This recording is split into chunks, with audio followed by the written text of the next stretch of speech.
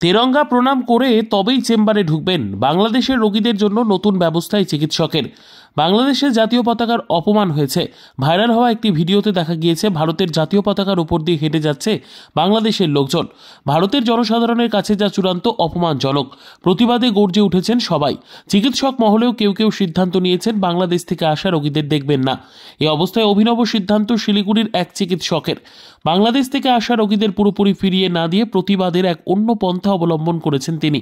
পেশায় ইএনটি বিশেষজ্ঞ ডাক্তার শেখর বন্দ্যোপাধ্যায় তার চেম্বারের সামনে একটি জাতীয় পতাকা রেখেছেন। সেই সঙ্গে ছাপানো অক্ষরে বাংলা হরফে একটি লেখা রয়েছে পতাকার সামনে, যেখানে বলা হয়েছে চেম্বারে ঢোকার আগে তিরঙ্গাকে প্রণাম করে ঢুকতে হবে, না হলে চেম্বারে প্রবেশ নিষিদ্ধ।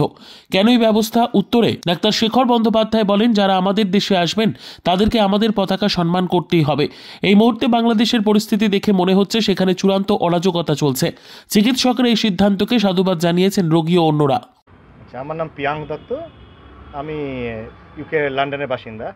আমার বাড়ি এখানেই, আমার মা বাবা সবাই থাকেন, শাশুড়ি থাকেন। তো শাশুড়িকে নিয়ে এখানে ডাক্তারখানা এসেছি, কালকে আর্টিকেলটা পড়লাম। I think we should all support it, because I find it really depressing কি বেঙ্গল থেকে কোনো ভয়েস হয় না for a community which are very close. আমাদের আত্মীয়স্বজন সবাই থাকে ওইদিকে। Had it been any community apart from like, and it's only raised by the centre, why not we Bengalis speak about it and protest about it? It's never been spoken about, it's never been highlighted, it's not a big news anywhere in Bengal, whereas it's a news in the sense like worldwide, it's a news sometimes, whereas আমাদের এখান থেকে আমরা কোনো voice উঠাই না। I think it's time that we speak about it. ডাক্তারবাবুর যে সিদ্ধান্ত কতটা সমর্থনযোগ্য বলে 100%, I really support it with my full heart, and I find it like we need people like him to support it. এবং এটা সবার জন্য, it's for humanity. এটা সাম্প্রদায়িকতার ব্যাপার নেই, এটা it's for humanity, we should do it, and for our country we should do it. It's time that we like really speak out. ডাক্তারবাবু, কেন এই সিদ্ধান্ত নিতে হলো? সাম্প্রতিককালে আমাদের জাতীয় পতাকার যে অবমাননা হয়েছে পড়োশী দেশ বাংলাদেশে, সেটা আমাকে অত্যন্ত বিচলিত করেছে। আমি মর্মাহত, এবং আমাকে গত 3-4 দিন ধরে বা গত 5-6 দিন ধরে আমি অত্যন্ত মানসিক যন্ত্রণার মধ্যে ছিলাম। এবং আমার মনে হয় যে আমাদের দেশে সবাই আমরা দেশকে ভালোবাসি এবং সবাই জাতীয় পতাকাকে সম্মান করি, কিন্তু আজকে সেই সময় এসেছে সেটা হচ্ছে আমাদের প্রতিদিন এটাকে অভ্যাসে পরিণত করতে হবে। কারণ আজকে জাতীয় পতাকার অবমাননা কিছুতেই মেনে নেওয়া যায় না।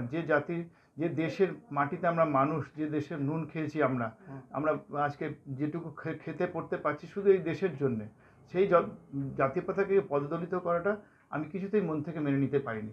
তার জন্য আমি আমার চেম্বারে জাতীয় পতাকা টাঙিয়েছি, এবং আমার আবেদন আমার সমস্ত রোগীদের কাছে, আমি নিজে প্রতিদিন যখন চেম্বার শুরু করব তখন আমি ঠাকুরকে যেমন ধূপকাঠি দিই, সেরকম আমার জাতীয় পতাকাকে প্রণাম করে তবেই আমি কাজ শুরু করব।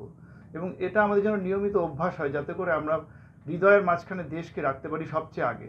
আমি কিন্তু সবচেয়ে আগে একজন ভারতীয়, তারপরে চিকিৎসক, এবং চিকিৎসক হিসাবে আমি কিন্তু মানবিক দিক কখনোই উপেক্ষা করতে পারি না। আমি ব্যক্তিগতভাবে শুধু মুখ থেকে বলছি তা নয়, মনের থেকে অনুভব করি যে প্রতিটি রোগী হচ্ছে ঈশ্বরের একটা অঙ্গ, এবং তাকে চিকিৎসা দেওয়া আমার কর্তব্য এবং পরম কর্তব্য, এবং সেজন্যই তাদের চিকিৎসা থেকে কাউকে বঞ্চিত করবার জন্য আমি কোনোদিন স্বপ্নেও কল্পনা করতে পারি না। কিন্তু আমার কাছে যখন আমার রোগীরা আসবেন, আমার তাদের কাছে আবেদন, তারা দেশকে সবচেয়ে ওপরে রাখুন, দেশের জাতীয় পতাকাকে প্রণাম করুন, এবং তবে আমার কাছে আসুন। তাহলে আমি অত্যন্ত আপনাদের কাছে কৃতজ্ঞ থাকব। এবং আমি যেমন অন্য দেশের পতাকাকে অপমান করার কথা স্বপ্নেও, চরম দুঃস্বপ্নেও ভাবতে পারি না, অন্য দেশের লোকেরাও যখন আমার কাছে আসবেন, সে বাংলাদেশ হোক, অন্য যে কোনো দেশের হোক, আমিও আশা করব তাদের কাছে আবেদন আমার, তারাও আমার দেশের জাতীয় পতাকাকে প্রণাম করে তবে ঢুকবেন।